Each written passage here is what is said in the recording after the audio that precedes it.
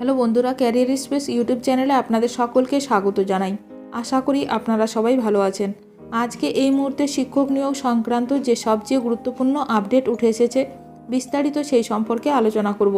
তাই ভিডিওটি অবশ্যই শেষ পর্যন্ত দেখবেন নিয়োগ সংক্রান্ত অনেক নতুন আপডেট পাওয়ার জন্য।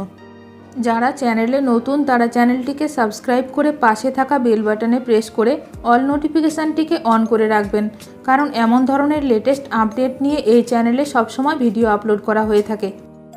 সেইটা আমরা জমা করছি, সামগ্রিক চিত্র তৈরি করছি, মুখ খুললেন এসএসসির চেয়ারম্যান সিদ্ধার্থ মজুমদার।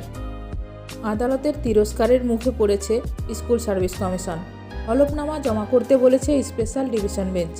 এই অবস্থায় কজন ঠিক কোন চালাকিতে শিক্ষক হয়েছিলেন, হাটের হাড়ি ভাঙছে এসএসসি।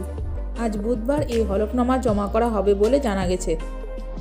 এসএসসি ইতিমধ্যেই 183 জনকে চিহ্নিত করেছে, যারা র্যাঙ্ক জাম্প করে বা মেয়াদ উত্তীর্ণ প্যানেল থেকে চাকরি পেয়েছে।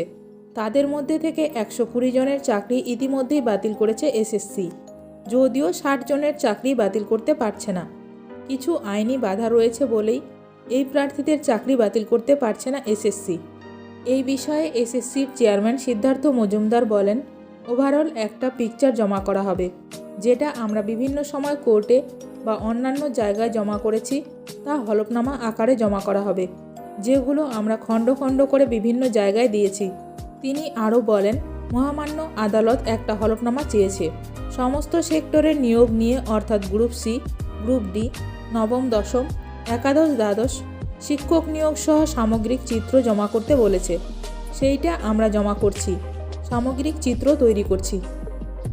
এবারে যে হলফনামা আকারে আদালতে জমা করবে এসএসসি তা চূড়ান্ত বলেই ধরে নেওয়া যায়, কারণ আদালতে হলফনামা আকারে জমা পড়ার পর এসএসসি আর সেই তথ্যের পরিবর্তন করতে পারবে না। শিক্ষক নিয়োগ সংক্রান্ত যে কোনো আপডেট সবার প্রথমে পেতে এখনই আমার চ্যানেলটি সাবস্ক্রাইব করে রাখুন। ভিডিওটি ভালো লাগলে অবশ্যই লাইক করবেন। আজকের ভিডিওটি এখানেই শেষ করলাম। নতুন কোনো আপডেট নিয়ে দেখা হবে নেক্সট ভিডিওতে।